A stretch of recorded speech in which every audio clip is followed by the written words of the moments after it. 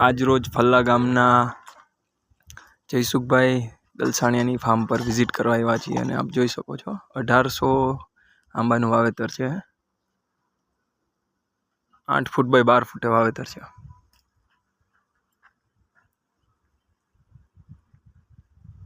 અહીંયા સરસ મજાની ઉથરેટી બનાવેલી છે.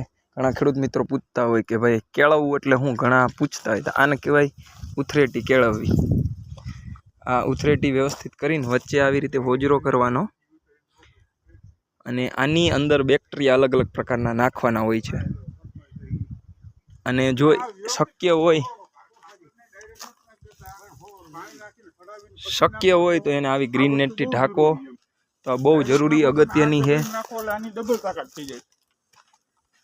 આવી રીતે વ્યવસ્થિત જો પાકે, આવી રીતે જો પકાવીએ ને ખાતર, છાણિયું ખાતર, તો એનું રિઝલ્ટ બહુ એટલે બહુ ઘણું વધી જાય છે. અલગ અલગ પ્રકારના બેક્ટેરિયા છે. આ બધા બેક્ટેરિયા આમાંથી માનો કે વેસ્ટ ડિકમ્પોઝર છે, ગૌકૃપામૃતમ છે, ઘન જીવામૃત છે, જીવામૃત છે, એનપીકેના બેક્ટેરિયા છે, ટ્રાઇકોડર્મા બેક્ટેરિયા છે, નાઇટ્રોજન ફોસ્ફરસ પોટાશના બેક્ટેરિયા. આ બધા છે એ અલગ અલગ અમુક સમયે આમાં થોડા થોડા પાવામાં આવે છે.